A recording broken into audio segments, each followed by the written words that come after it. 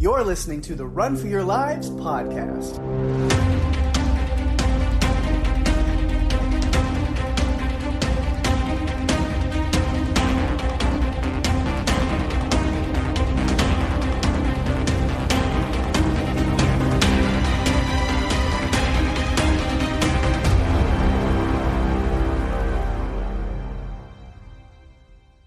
Hey everyone, welcome to the show. I'm Daphne.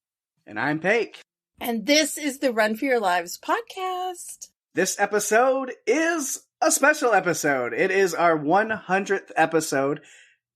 Holy crap, we've made it that far. That's insane. I know. I can't believe it. I feel like we just started podcasting. And now we're at 100 episodes. It's pretty incredible. It's such a huge milestone. And you guys know that we always celebrate every 25 episodes. We've done that a couple of times already, but this is a big milestone to have made it to 100 episodes. Yeah, it's a big one. It's really cool to finally hit those triple digits, and it's awesome. And so we figured we talked a little while back, like we need to do something a little more special for 100, other than just a look back, which we're still doing the look back for the season. We still had that, we still gotta, but that was last week. Yeah. But we got to do a little extra special something. So reached out. But remember back when we covered The Girl with All the Gifts, and we had a little bit of feedback and rapport with the author and screenplay writer of the novel and then the movie adaptation there, Mr. M.R. Carey. And so with that little bit of rapport, I reached out to him and asked him for an interview. And as the incredible, lovely, kind gentleman that he is, he's so awesome. He obliged us with that and definitely said, yeah, I'll come on and we can talk about Girl with All the Gifts and some other things. And we did. So we had him on, we talked with him, and we've been holding on to this interview for a little bit. We want to release it with 100. So yeah, we had a great conversation with M.R. Carey about all kinds of things. Girl with All the Gifts, some of his other works, some of his influences, and just got some really great fun stories and thoughts from him. So I'm really excited for you guys to hear this.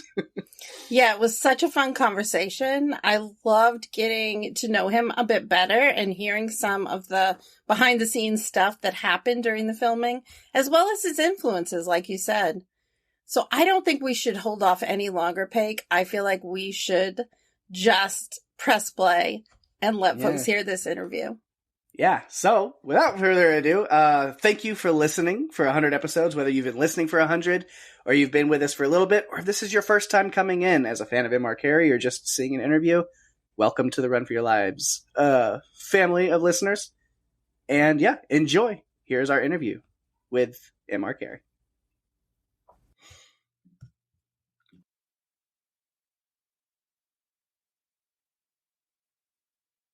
Thank you so much for doing this. Just kind of, I figured when we did the movie, when we covered that, just be a little cheeky, as you would say, right? Just kind of tag you on it and see what happens, right? It's just like, hey, let's see. And then when you kind of responded and I was, well, man, I've got to shoot my shot with this and just see what I can do. And well, it's a real pleasure to be here. Thank you for the invite. And congratulations on getting to the big 100. Thank you. I could gush, so stop me if I... He could, but I'll keep him in check. You listen to the episode where I'm saying, legitimately, you are my favorite author. You're the only person that a new book comes out and I'm immediately pre-order, gotta have it. That's a lovely thing to hear. So I'm pretty excited. It's cool to meet you and talk with you. And I was actually introduced to you by another podcaster. You actually, I think he had you on his years ago back, but our friend Jason Kabassi with the Walking Dead cast. Yeah. Yes, that's right. The success of Walking Dead was kind of like a high tide that lifted all zombie stories. So I got to go to Walker Stalker Con when it was in London. Yeah, he was there. I was one of the few people who were not directly connected with the show in any way, but I sold a ton of books and just had a really great time. Yeah, it's fun. Walker Stalker was its own beast. I moderated panels for Walker Stalker here in the States a couple of times for a couple of different shows. So, yeah. So I feel like we should just jump in, Pake. All right, yeah, we'll jump in, get our thing going, and then we'll record our intro and everything else later. Splice it in, do some magic. Okay. Mike, that's my job, is to make it all flow together. You're the technician. Okay. I'm the technician. Yeah, that's my role. Pake does a lot of the social media, and I do the behind the scenes tech stuff. Mm-hmm. It's definitely a good split. So you're kind of the Naomi Nagata to his Jim Holden. If you guys are into The Expanse at all. A little bit. I've started it, but I haven't been able to finish it. With me, I have a bunch of different interests, so my attention is always pulled in about 4 or 5 different directions. Because of that, I can never finish one thing. Although I did start The Boy on the Bridge. Listening to that, which I love the way that the story is told. And I do a lot of books on tape, so I've listened to like the first few hours, and I love it because it sounds very similar. The storytelling is the same or similar to The Girl with All the Gifts, and I really appreciate that because that book was such an easy read. Thank you. It was just the same narrator as well. Mm-hmm. The voice artist was Finty Williams, and she's amazing. She's so good. Yeah, I think with audiobooks, that's a really important thing to do, is to keep that same narrator, because it takes you and puts you right back into the space that you were in before when you listened to the first book. Yeah, absolutely. With the books of Coley, the Rampart trilogy, we had a kind of cascade. So Coley's voice was the same in all 3 books, but there was a new voice coming in with each one. Mm-hmm. So it kind of, the cast grows as you go from book to book, which was also very nice. Cool. I keep things old school, so I haven't listened to any of the audiobook stuff. I'm still one of those people. I like a physical copy of a book in my hands that I can turn pages.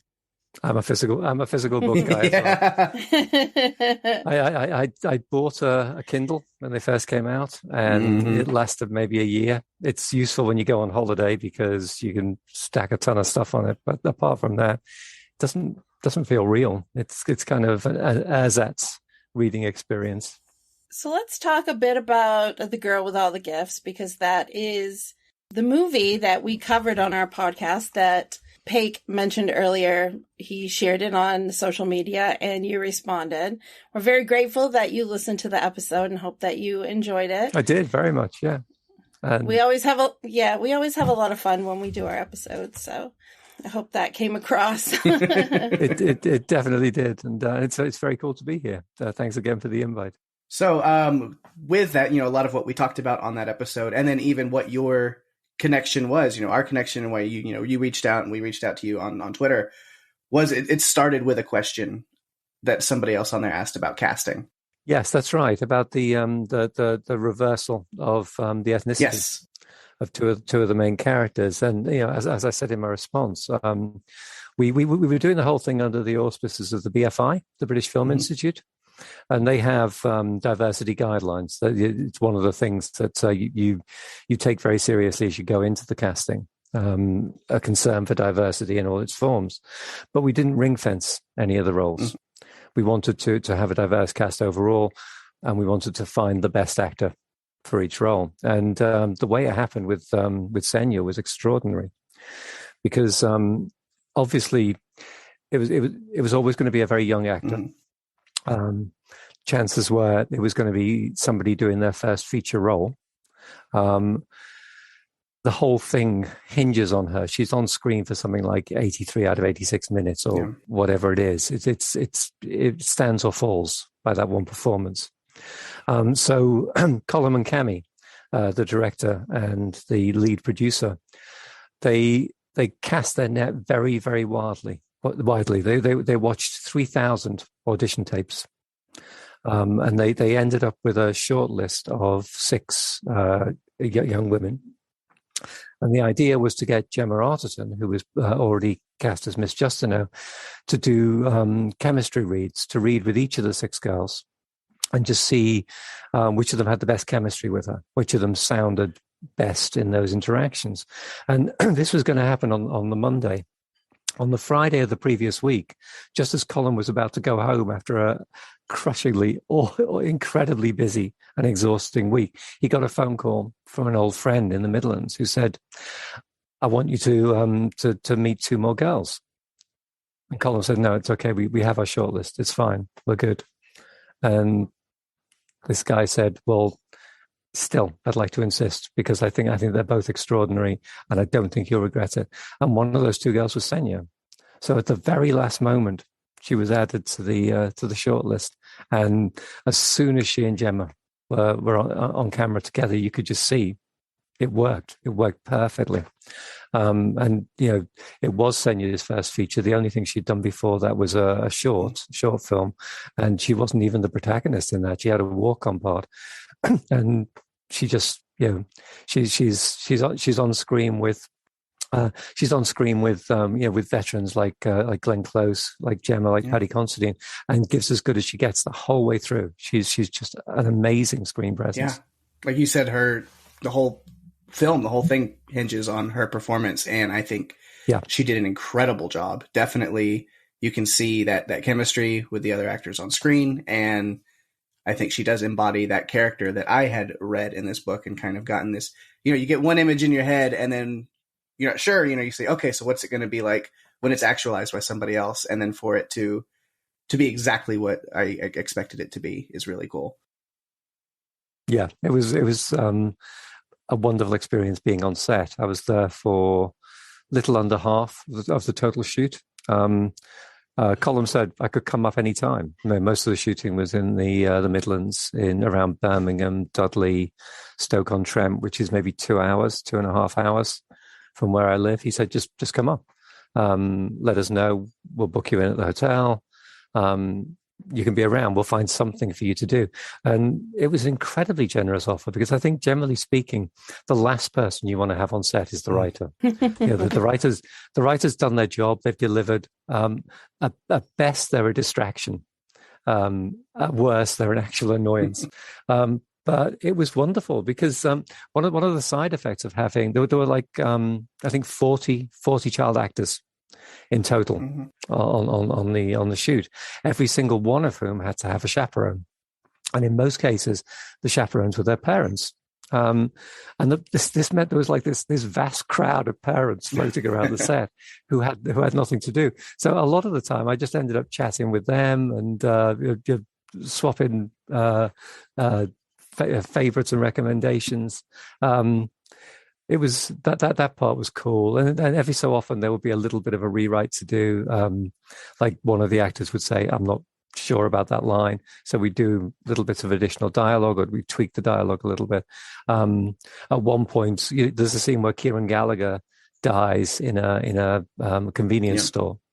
And there's a rack of magazines behind him, and they got me to write headlines and cover copy for some of those imaginary magazines. That's fun. Which I don't think you can even see it in the finished shot. But it's there. It's there.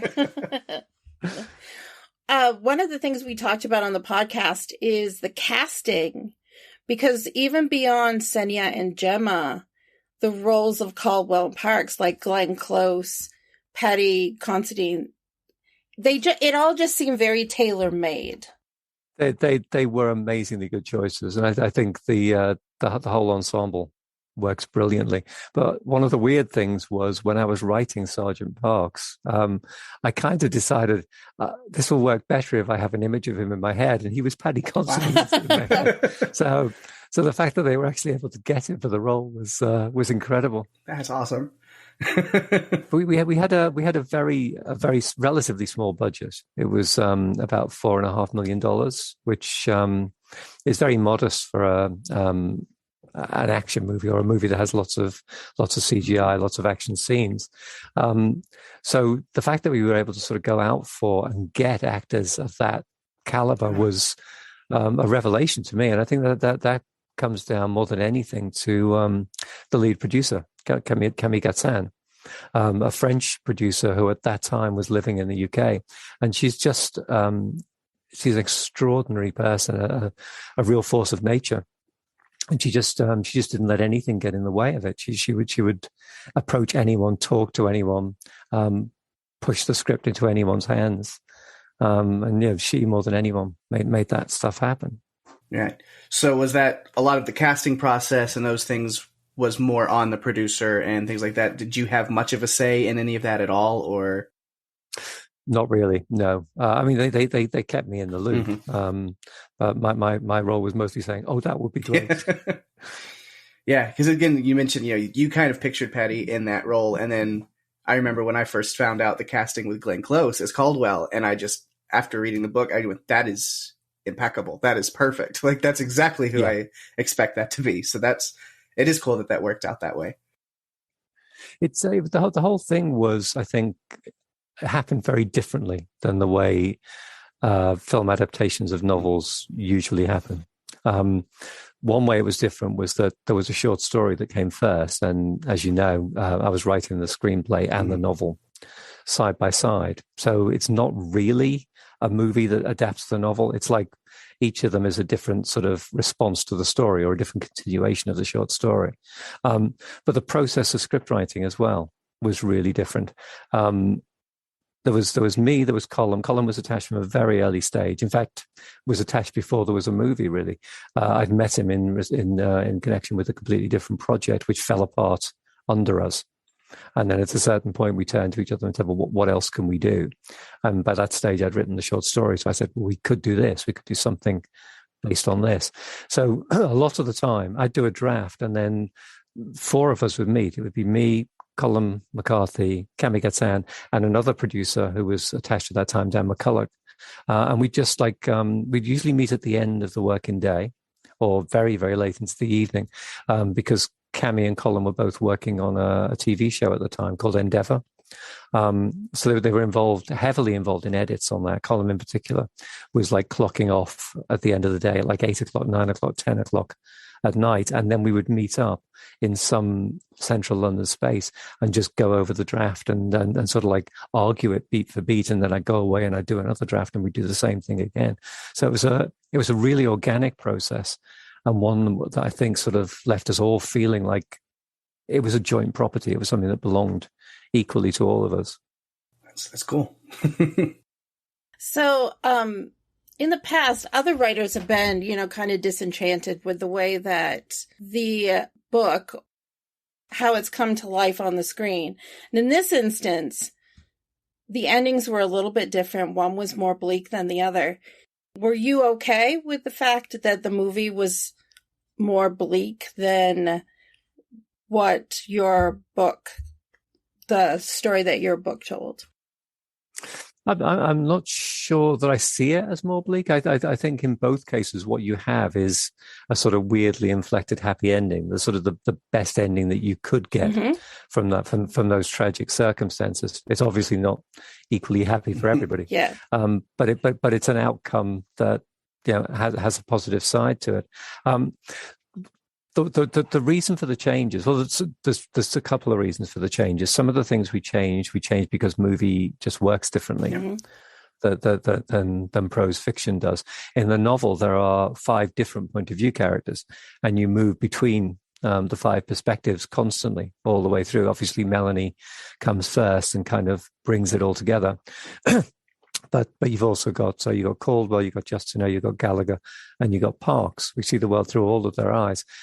We knew early on that wasn't going to work for the movie, that it would have to be completely Melanie's perspective all the way through, which meant that some of the exposition changed a lot. The way that certain things are, certain discoveries come to her, certain realizations come to her, had to be different, and to a certain extent had to be more end-loaded. So there was that. The other thing that happened is movies have a longer gestation period than novels do. So although I started writing them at the same time, the novel came out in 2014, and we didn't even get to principal filming until summer of 2015. So there was a long period when I was still living with the movie, but the book was out in the world. And it meant I had time to think about stuff a fair bit more. And one of the things that I don't think lands all that well in the book is the final confrontation between Melanie and Dr. Caldwell.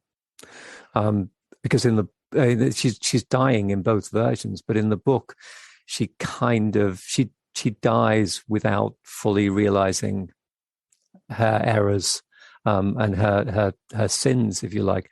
So that there's a scene between Glenn and Senya in the movie where basically Melanie forces Caldwell to admit that she is human. Mm-hmm. And I think it's better than the comparable scene in the book. That was like a second thought that I think was more effective.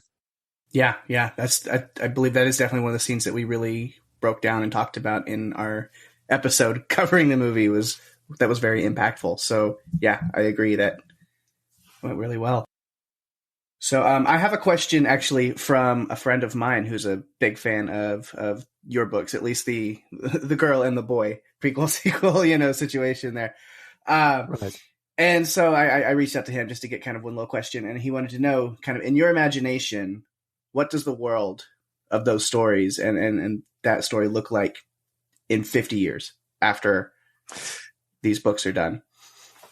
I would imagine that. So in my head, they put together a new civilization. There is a post-human race of the second generation Hungaries, growing older much more slowly than regular people do, than baseline humans do, but eventually reaching maturity and with Justino acting as a sort of continuity element, helping them to preserve the best of the old world and remake it in their own image. So kind of a weird utopia, mm-hmm. built on ashes, built on tragedy, built on desperate suffering, but slowly healing. That's my version. I like that. I liked the term Hungaries because it was something different than, usually it's like there's zombies, the undead, walkers.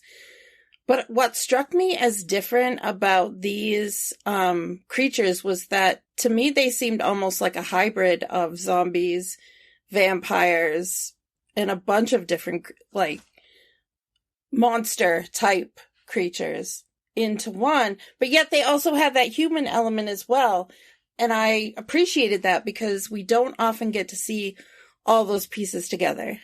It was definitely an attempt to sort of do something a little bit different with the concept of the zombie.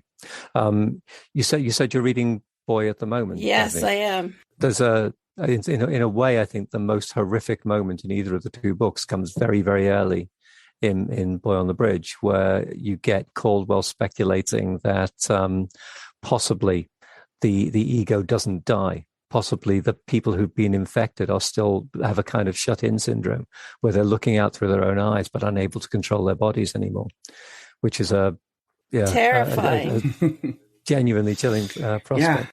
Yeah. But yeah, they are hybrids, and one of the things they are is this sort of plant-animal hybrids. The thing inside them is not a virus or a bacterium; it's a fungus. Which I know it's a different kingdom than actual photosynthesizing plants, but it's closer to the vegetable kingdom than it is to the animals. And we took that very seriously in the aesthetic for the movie. I don't know if it shows, but the prosthetics, the makeup that the Hungaries are wearing on their faces, some of those were taken from tree bark. They were plastic casts from silicone casts from tree bark, from broccoli, from cauliflower. From all sorts of vegetable sources, so that they would look like they were in this kind of in-between state, that they were a new form of being, mm-hmm. really. Yeah, that definitely came across. Yeah. The makeup, I thought, was another thing that was a triumph in the film. Yeah. The team achieved amazing things, including amazing logistical things, because for some of those days of shooting, for example, the scene where the base gets overwhelmed, which was actually the last thing that they shot, they had 200 to 300 zombie extras to get through every day, and they had to make them all up before shooting could start on the day. So it was a huge technical challenge, but they They did an incredible job. I was one of those. I was one of those zombies. I was actually there on the day. I got my head blown off at the fence, which was a great privilege. Yeah, the concept of using cordyceps as a human virus is something that's really interesting. I've seen it.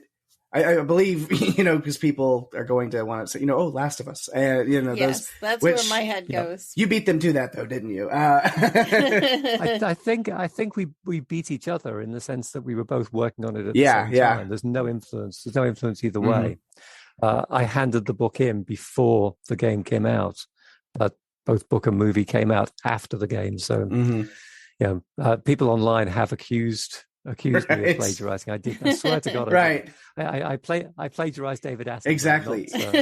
It's because it's something that I was aware of even before reading your book and before those games came out, as something that you're like, that is a terrifying thought. To what if that makes a jump to humans? What if that is something that could happen? So it's definitely something that had been in my mind, like learning about those things taking place in ants and in beetles and grasshoppers and things. And so then to see it kind of actualized in a story, I was like, oh no, yeah, this would definitely be a terrifying thing. There's a book called Parasite Rex by Professor Roy Salter, which was one of the sources that I used when I was writing it. It's a book about parasites, about parasitology. And he makes the argument, it's called Parasite Rex because he says if there's a king, if there's a top of the evolutionary tree, it's not us. It's microscopic parasites. There was a study done at the University of Santa Cruz on parasite biomass, and they were just looking at 2 river deltas in California, but they were measuring parasite biomass versus predator biomass, and they found that the parasites, despite the fact that they're mostly microscopic, they outmassed the predators by 20 to 1. Wow. That nature is out to get us. But not like The Happening, Pake. No. Not like The Happening. We've covered that movie as well. It was really funny to cover that. An interesting story. Yes. Definitely. But yeah, there are actually mind control. There are many, many more mind controlling parasites than cordyceps. Cordyceps is one of about 2,000 species that does this. I think it's pretty incredible, given that your budget was only $4.5 million, that the filmmakers were able to bring this story to life in such a vivid way, considering financially other movies have much bigger budgets, but you did it for much less. And this is true. And it was still very impactful, very well done. And to me, it was seamless. Thank you. And the most of the credit for that goes to Colin. One of the reasons why we decided to do Girl with All the Gifts as our movie project was Colin was fascinated by ruin porn. He loved visiting urban ruins, spaces that had fallen into dereliction, into disrepair, but were still standing. And he wanted to use real sites like that as far as possible in the movie. So places like the hospital, that's a real site in Dudley. We did minimal set dressing. We walked in, we spilled a few leaves on the ground, and we were able to shoot more or less. I'm trivializing. There was more to it than that, but it was a real space, and a lot of the spaces where we shot were real. So that's one way that we saved money, but by actually sort of finding rather than making a lot of our sets. Urban exploration has become very big. There are a lot of YouTubers, especially, that are out there going to abandoned buildings and locations and filming what they see. And it's really fascinating. Yeah, it is. And I think to some extent it might be fueled by the sort of the insecurity that is endemic in our time. The sort of feeling that maybe the civilization is not going to last all that much longer. Maybe there's going to be a time when inner cities do look like that. So in a way, it's like future tourism. Yeah. You talked about choosing Girl with All the Gifts as your first, film project and why you chose that. And so it did make me wonder, are there any other plans? Have you thought about putting any work into in any, capacity, adapting any of your other novels, any of your other stories into film or TV or things like that. I know, yeah. We've sold options on a lot of stuff. The option on Boy is with Poison Chef, which is Cami's production company, Cami Gatan's production company, but we weren't able to place it anywhere. We tried a couple of times. The Felix Castor novels, which was a sort of urban fantasy series that I wrote, we've sold the rights to that 4 times, and they came back to us 4 times. There's a couple of things that are still in development now. I did a prison drama called Fellside that we're working on, and we being me and Colm and Cami again. Nice. We put together a sort of sci-fi horror called The Gestalt, which we've been working on intermittently because Colm has got a lot of work on at any given time. He's always either on a shoot or he's prepping a shoot.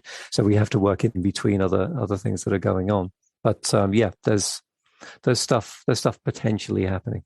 There was a joke I read a long time ago about the guy who writes the articles about vintage cars and World War One biplanes for girly magazines, for top shelf magazines, that you have to have a Zen mentality because you know that nobody's going to read that stuff.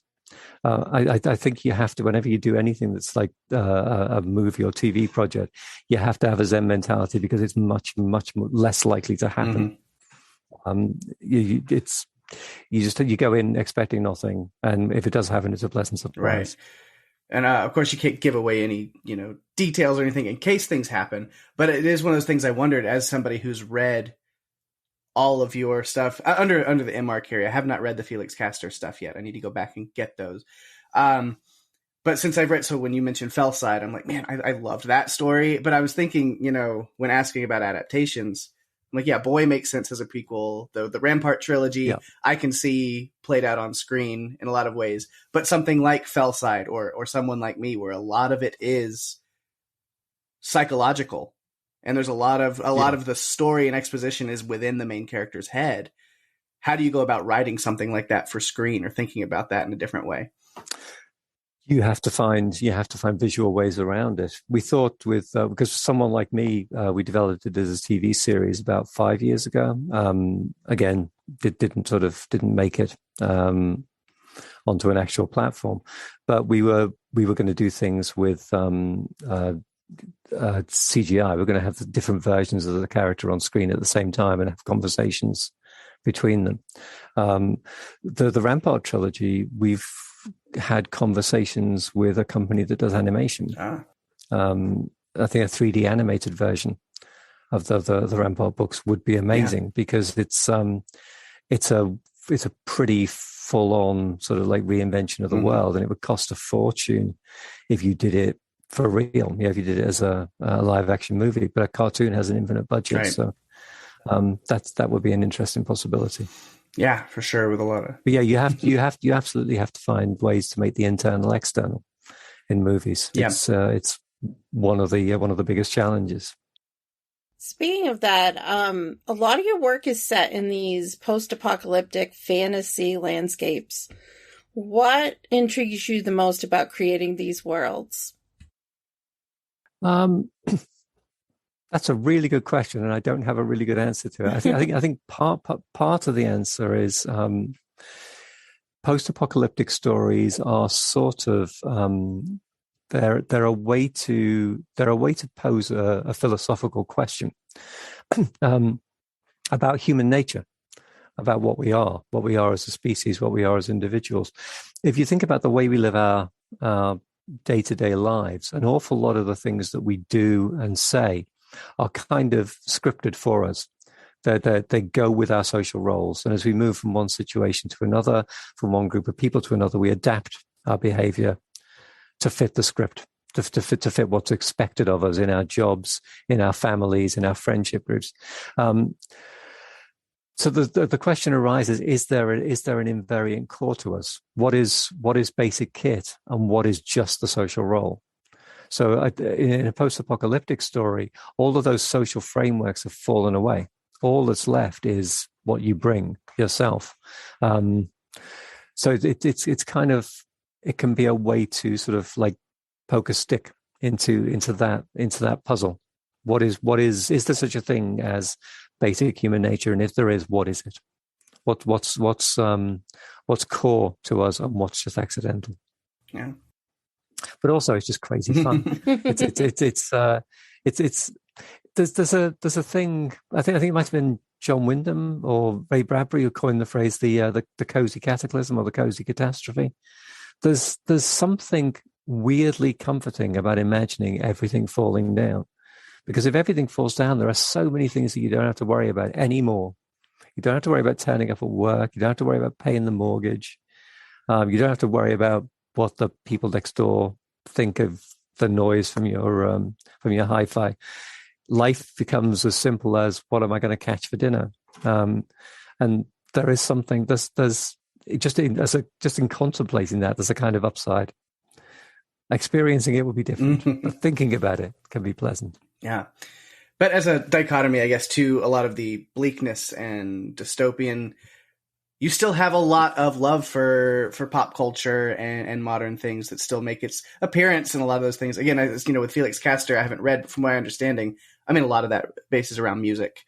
And then, of course, with the Rampart trilogy, having the character, so to speak, of Mono Aware being just music and using all of these really cool, music references and stuff, and procuring all those things. I mean, the Rampart trilogy is great with references and even direct title and call-outs from things from Gaga to Metallica, so death metal to Slater-Kinney. You have references to like Ella Fitzgerald and REM.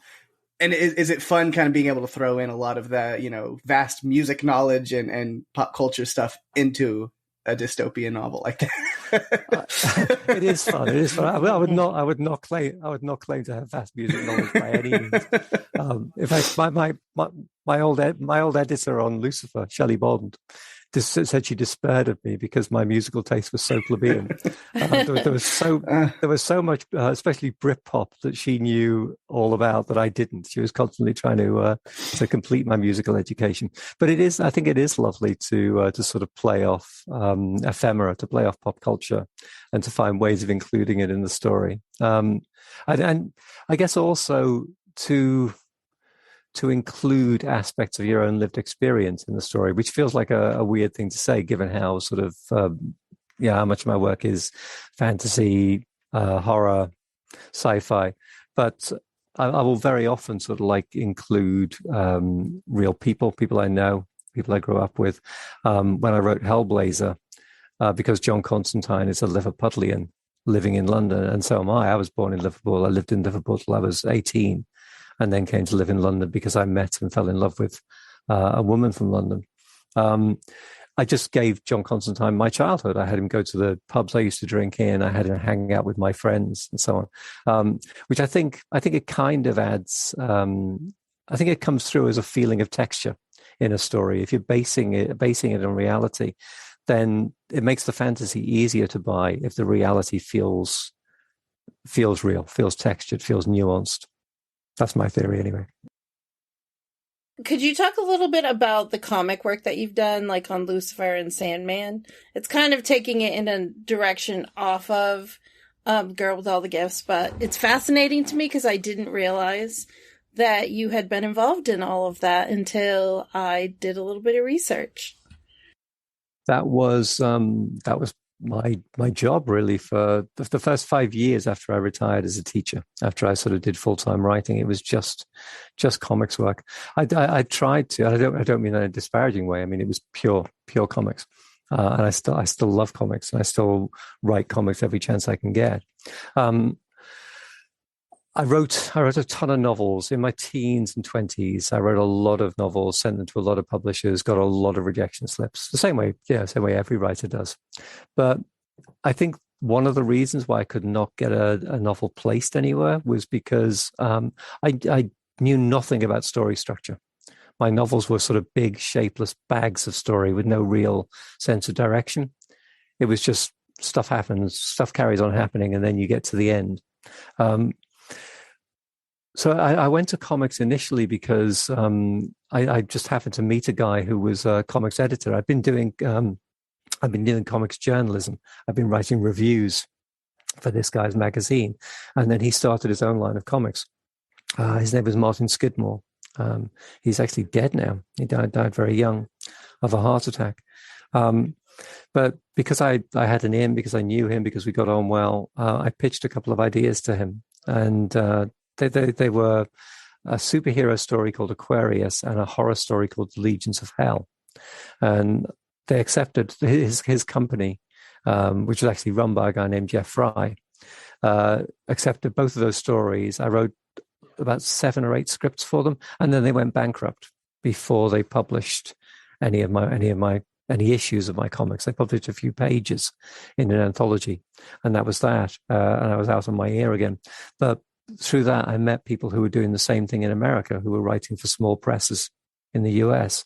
And so I started doing that for a long, long time. And I worked for Malibu just before they were sort of bought up by Marvel and stopped publishing.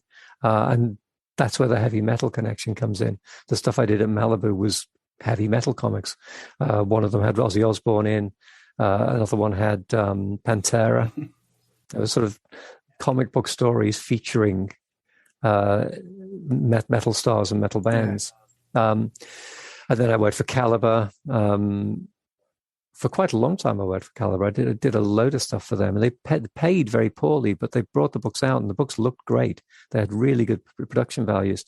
And everything I got published, I was sending up to DC with begging letters saying, let me work for you. Please let me work for you. And most of them I was addressing to Elisa Whitney, who was the editor on Sandman. But obviously, Sandman had a writer, and there was no way I was getting that gig. But she wrote back to me and said they were starting The Dreaming. They were starting an anthology series set in the Sandman universe, and she invited me to pitch for that. And I pitched many, many different story ideas, none of which landed. And I kind of gave up at that point. Went back to writing prose, unpublishable prose. But then they decided to launch Sandman Presents. And Elisa called me and said, do you want to write a Sandman Presents Lucifer story for us? And I said, yes. And she said, how much do you want it? Because we would need a pitch in 3 days and a script in 2 weeks. So I said, yeah, I'll do it. I'll definitely do it. And by dint of sort of like not eating or sleeping for a couple of days, I got the pitch put together, and Elisa liked it, and Karen Berger, her boss, liked it, and they sent it to Neil, and he thought it was okay. And so I got the gig. And off the back of that, I got the Lucifer Monthly. And so I was sort of an overnight success in 10 years. Mm-hmm. It was a dream job. I mean, I loved Sandman. I loved Sandman so much. I still love Sandman. I thought then, and I still believe, it did something in long-form serial storytelling that nobody had ever done before. If you look at the 75 issues of Sandman, it's a novel. It's a novel in comic book form. There isn't a single wasted panel in there. And he does this extraordinary thing with structure, where there are long stories and then there are much shorter, done in one issues.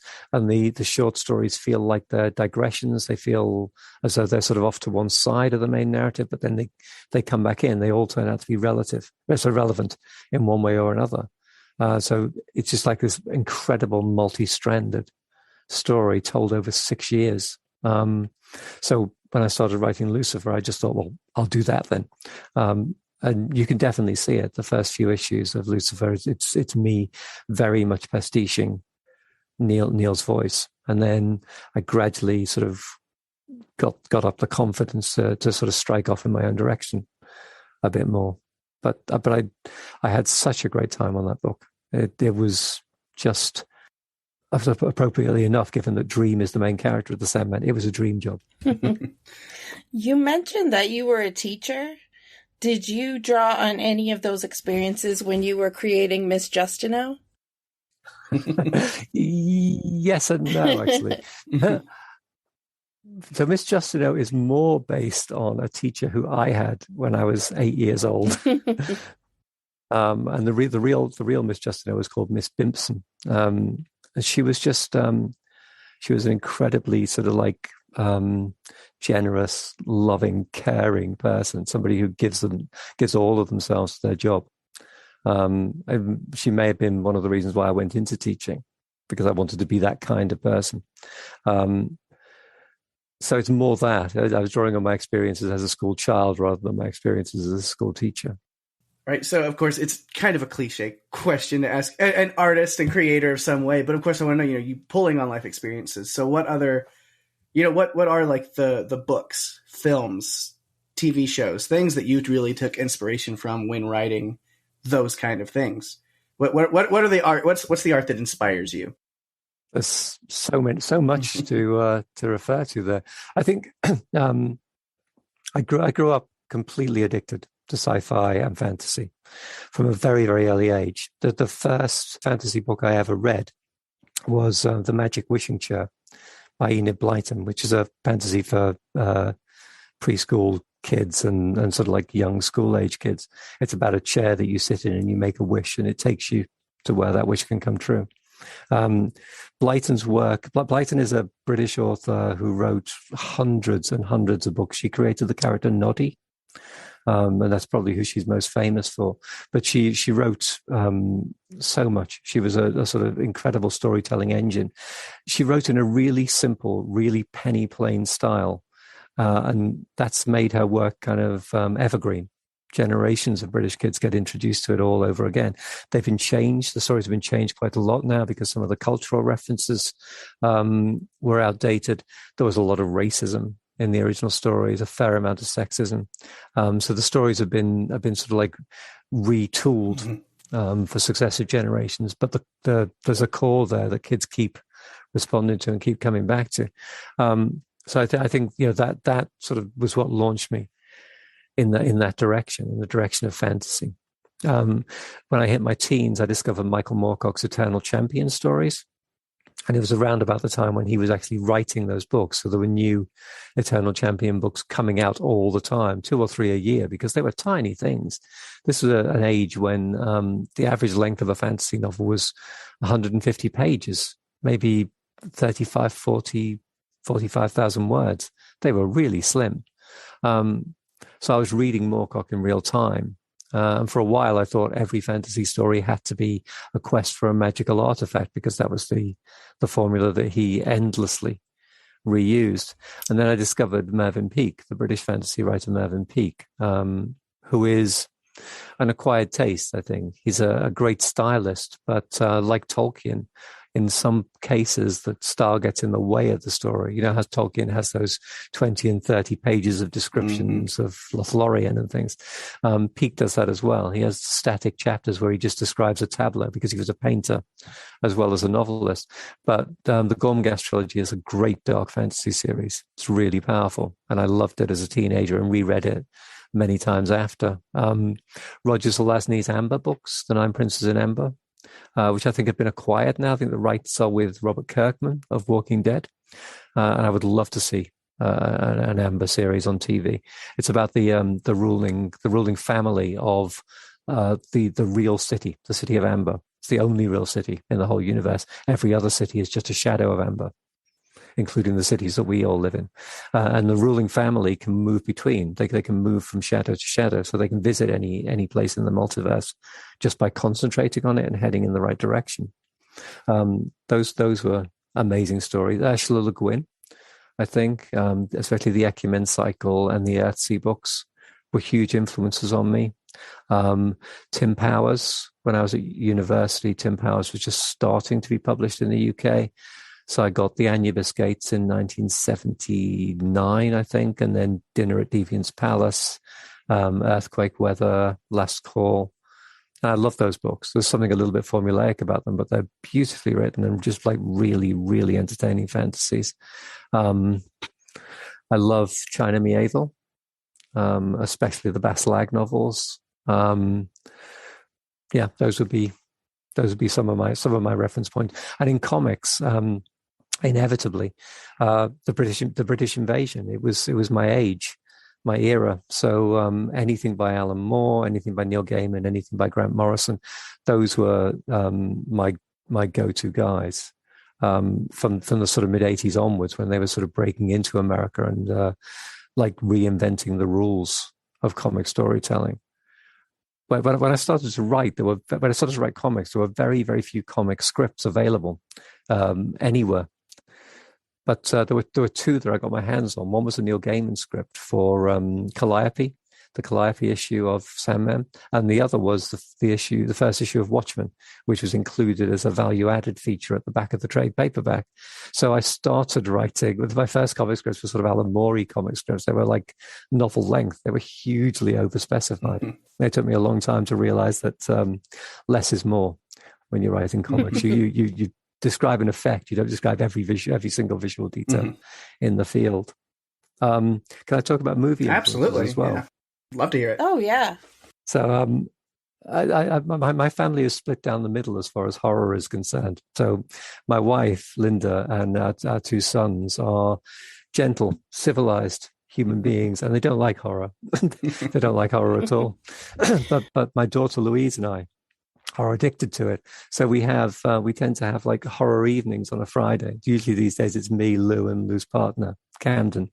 And there are creators that I go back to again and again. I love these are going to be fairly obvious. I love Mike Flanagan. I think yes. Haunting of Hill House is sheer genius. Yes. Absolutely a brilliant reinvention of the novel. And Midnight Mass is also in its own way just as good. For once, I was watching that with my wife, and I said, Flanagan usually adapts other people's work. This is the first thing he's done. I think that's completely original. And she said, "This is Flanagan doing Dracula, you idiot." Which it obviously is, as soon as you think about it. I love Jordan Peele's work, and I'm very, very excited. Yeah, it hasn't released over there yet. We got it. We got that one earlier. We've both seen it. Yes, we've both seen it. It's a plan already that we're going to cover it on Run for Your Lives. Excellent. What else? There's a Spanish director whose name I'm going to get wrong. Paul Urquijo Alijo. He's from the Basque Country in Spain, and he did a movie in Basque language rather than in Spanish. It's called Elementary, or The Blacksmith and the Devil. Have you come across it? I have not. No. But I'm writing it down so we can check it out. It is awesome. It's absolutely brilliant. It's so the basic setup is it's in Spain about 2 centuries ago. There's been a war. Some gold went missing in the course of the war. And then this blacksmith lives in a village, and there's a rumor that maybe the gold is with him, and maybe he sold his soul to the devil to get it. And there's a scene quite early on. The villagers sort of all get sort of riled up, and they come to the blacksmith's house with pitchforks and torches, and things do not go the way you think they'll go. It's a wonderful, crazy, endlessly inventive movie with one of the best endings I've ever come across. I've written it down, Pake. We're going to have to find it. We'll look into that. Yes. I also really loved, this is a very recent movie, No One Gets Out Alive, directed by Santiago Mangini, which is I think I'm not sure if I've seen that one, but it sounds familiar. It's a woman who goes to a rooming house. She's an illegal immigrant. She's coming from Mexico. She doesn't have paper. Okay. She doesn't have papers, and she goes to a rooming house in somewhere like Minneapolis or somewhere sort of like in the heartlands of America that's very, very cold and snowy. And the rooming house, there's weird things happening, people coming and going, disappearing without any warning. And there's something really messed up in the cellar that you can hear from time to time. And again, just a wonderful atmospherics, wonderful sets, and a really great monster design. One of the best monsters I've ever come across in a movie. Then that sounds like it's right up our alley. Definitely, yeah. We're taking notes on stuff because I can vibe with your movie recommendations for sure, based off of you started with 2 directors who are in my top 5 directors of all time right now. My top 5 with Flanagan and Peele. So That's really Yeah. It's a great age to be watching horror. It really is. And you talked about The Happening earlier. I'm currently watching The Servant on Apple TV Plus, which is another M. Night Shyamalan. I think he's just an exec producer on that rather than the director, but it's really good. It's That's what I've heard. Yeah, I haven't watched it yet. And Rupert Grint is in it. Yes, he is, and he's good too. Yeah. Which, he didn't have to do much acting in the Potter movies, but he's very solid in this. It's a movie where there aren't many characters that you can actually sort of feel warm about, but you're watching a car crash in slow motion, and it is sort of queasily fascinating. Yeah, you can't look away. Yeah. You can't. You have to. You're in it till the end. That's it. To see what happens. Yep. I love movies like that. I'm also watching the TV adaptation of Lauren Bucus' Shining Girls. I have heard of that one. I have not seen it yet, but I have heard. That's, I think, on my list. I love the book, although the book is a very, very hard read, deliberately so. It's about a serial killer, and Lauren said she wanted every death to feel like a punch in the gut. She wanted them to land really hard. She didn't want it to be the sort of story where the murders are just decoration or just there for prurient interest. She wanted it to hurt, and it does hurt. Elizabeth Moss takes the lead role in the TV adaptation, and again, I'm really impressed with the choices they've made. With how, coming back to your point earlier, Pake, about making the sort of the invisible workings of people's mind there on the screen in front of you. They've done some really exciting and interesting things. Awesome. Thank you so much. I think we kind of wrap it up. I know you've got some other things to get to relatively soon, give you a little downtime. But again, just want to thank you so much for coming on here and talking and chatting with us. But of course, before we close things out, if there's anything you want to talk about, plug. I mean, I could go on hours and hours talking about all of your other books and things that you've worked on. Really, I'm like, gosh, people, you need to get into this. And I just want to nerd out about it with you forever. But yeah, but if thank you so much for having me on the show. I've really enjoyed chatting with you. I don't have much to plug at the moment. I've got a book coming out in the spring of next year called Infinity Gate, which is sci-fi, sort of dimension-spanning sci-fi with a main character who is sort of a rabbit, or rather, she comes from a version of Earth where rabbits won the sentience lottery. So she is to rabbits what we are to apes, which means, among other things, that she has incredible musculature in her legs, which turns out to be very useful when she goes on the run from the biggest military machine that the universe has ever seen. I'm excited. That sounds fun. There's the pre-order there. I'm doing it right now. No. Can't wait. No, this has been real fun. Thank you, guys. Thank you. Well, thank you for coming on it. This was a great conversation. And again, happy 100th anniversary. Thank you so much.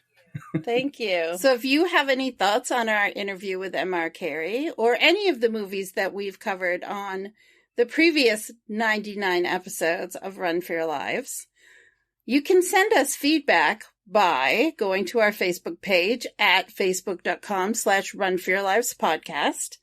You can email us at runforyourlivespodcast@gmail.com, tweet at us at RFYL DM us on Instagram at Run for Your Lives Podcast.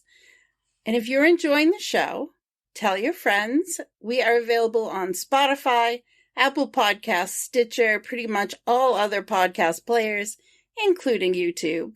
If you go to runforyourlivespodcast.com, you are going to find all the links that you're ever going to need. And if you give us a review on Apple Podcasts, that is the best way you can show the love and share our podcast and get us out there even more. We really appreciate it. Absolutely, we do. And somebody else we really appreciate, of course. You have one more.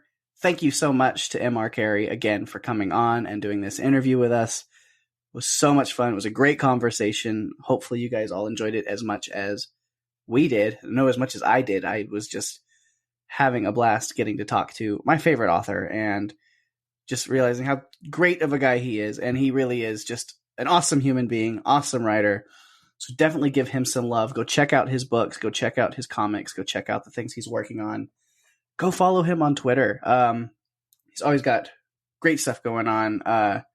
You can follow him at Michael Carey 191.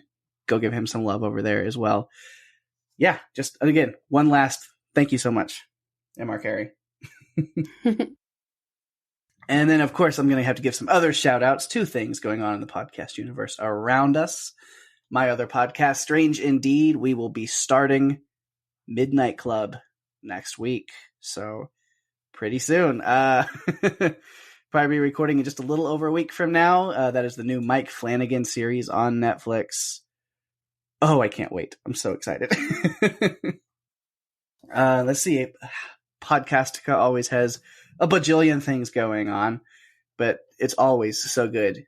TV shows for everybody, whatever you like, whatever your flavor. They got something good for you. You can check out House Podcastica for all of those great podcasts, but then definitely if you have shows that you like, go follow them individually on their respective podcasts. So through those, of course, you can check out Andor on the Star Wars TV cast. Jonathan and James have been crushing that. Cobra Kai cast, Jason, Richard, and Rima breaking down Cobra Kai 2 episodes at a time over on Netflix. The Cast of the Rings with Anwin and Penny covering Amazon Prime's The Rings of Power. Dragon Cast with Rima and Kristen. House of the Dragon has been so good. So definitely give their listen. And they have like full book talk with Archmaester Rennie comes in. Rennie is always great on the book talk. They really break down not so spoilery and then very spoilery things from the book. So if you're a book reader for Fire and Blood and things like that, then so much for you to dig into there with them. She-Hulk cast, Greg and Penny are doing an incredible job over there. She-Hulk has been so much fun. And then, of course, Handmaid's Tale is back. And you, with Wendy and Jason, have just been working through that show. We have. Working through your own things with that show. Yes, we have. It's dark. It's difficult subject matter sometimes, but we have really interesting conversations and bring different thoughts to the table. So when we're talking about it, sometimes they catch things that I may not have seen or caught. Plus, they have read through Testaments and the Handmaid's Tale book, which I have not. So we just have different perspectives on things. So it's fun, even if it's dark. Right. And then, of course, since you've listened to this interview with M.R. Carey, he did work on some comic book spin-offs and things of the Sandman series. He worked on that. So if you are a fan of Sandman, check out Sandman Cast with Mark and Jamie as they've been working through the Netflix series Sandman. Who knows? It's something I wanted to ask Mike, but I didn't get a chance to. Kind of didn't fall. But, talking about this Sandman series that's now out, I wonder, if he's thought about any of his stories and things being adapted onto the screen, what that would be like. So hopefully, maybe I'll have to stay in touch with that and see if anything that he wrote on those ends up on the show at some point. Probably in further seasons if they continue to move on and on. But that would be really cool. Yeah, I hope so. Sandman's gotten a lot of buzz. I don't think they've announced if it's renewed for another season or not, but I'm hoping that it is, even though I'm still making my way through Sandman. I really hope that it is, because what I've seen so far I really like. It's just there's only so much time in a day. Right. And then let's see what else is going on. Of course, Walking Dead cast. Walking Dead comes back this weekend, people. Are we ready for it? No. I'm not. I thought I was ready, but now I'm not. No. Well, it's coming whether we're ready. So yeah, the final 8 episodes of Walking Dead start this weekend. Yeah, ready or not, here we come. Well, you know what that means, though. If those 8 episodes are coming, then we have, a little over 7 weeks, and we're all going to be together in San Francisco? Yep. And we plugged that a couple of times, but for those who haven't heard, then yes, if you are a big fan of The Walking Dead, come to San Francisco. Come hang out with us. A lot of Podcastica hosts, and me and Daphne will be there. Rima will be there. Jason will be there. Lots of other people that you've heard their voices all over these podcasts. Wendy and Penny are coming also. Yeah. Lucy from Walking Dead cast is making her way all the way across the pond. So yeah. I know. I can't wait to meet Lucy. It's going to be so much fun. Yeah. So I'm super excited about that. So again, in San Francisco for the series finale of The Walking Dead, for tickets to the theater showing that we are all going to be a part of, and then for information and all of that, what you need to know to hang out with us and do fun stuff with us, you can go to podcastica.com/TWD finale party. Yes. All of that information. Yes. But yeah, other than that, we teased it this last weekend on our look back. But yeah, next week, for people who maybe didn't listen to that episode, what are we doing next week? Because yeah, the season is over, but we're not taking a break right now before the next season, before season 5, because it's October and we can't be having a podcast that focuses on a lot of like horror and thriller and scary movies and not be releasing episodes in October. Well, Pake, actually, it's going to take place this week because this Friday, we're dropping the first episode of season 5. Right. We have decided to label October as It-tober, and we're going to cover the miniseries It that aired in 1990, plus the 2 movies, Chapter 1 and Chapter 2. So we'll be splitting the miniseries into 2 episodes. So this Friday, you're going to get the miniseries Part 1. Then the next week, it's going to be Part 2, and then each of the movies on the following weeks.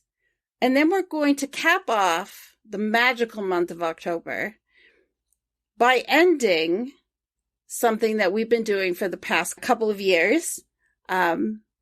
We started it with Halloween 2018, and we are going to finish it with Halloween Ends, a special episode that's going to drop on October 31st. Mm-hmm. Another Monday release. So this isn't the only one now. That one will be coming. Isn't that great? And that was Pake's idea. Yeah, we got to wrap it up. We did Halloween on Halloween, or at least Halloween weekend, the past 2 years. So we gotta wrap it up. We gotta finish it. We gotta end it the way that we've been doing it. I feel like let's stick with tradition. Right. It's a tradition. We're gonna do it. I don't know what we'll do next year. However, let's take it one season at a time. And season 5 is kicking off with the first 5 episodes in the month of October. Then we're going to take a little break, and we'll be back in early December with the rest of season 5 starting up. But yeah, we did it. Season 4 is over. 100 episodes over. Oh my God. We've made it. I still can't believe it. I feel like we started like 6 months ago. This is such a big milestone. I know a lot of podcasts don't make it past like 10 episodes before people just like stop doing them. I'm just really proud of us that we've got through this. And then I'm thinking, oh, well, how many more movies do we actually have to cover? And then I'm thinking there aren't that many, but then I go and start making a list again, and it's huge. We still got plenty of movies to choose from, and there's new ones coming out all the time. So there definitely plenty are. of stuff to do. Yeah, we've got tons to do. So we're not taking a break yet. We will be back this Friday, and through the month of October. So, we do what we want on this podcast, and if we want to split our season in half after the first 5 episodes, then that's what we're going to do. Yes. Well, and with that, Pake, we've reached the end of our episode, our special episode 100, our 4th season of Run For Your Lives podcast. Mm-hmm. It's incredible. Thanks, everyone, for listening and being on this fun journey with us over the past 100 episodes. Yeah. Really appreciate you guys. I hope you'll join us for what comes next. I'm Daphne. And I'm Pake. And if you have to run, you better run for your lives. Bye-bye.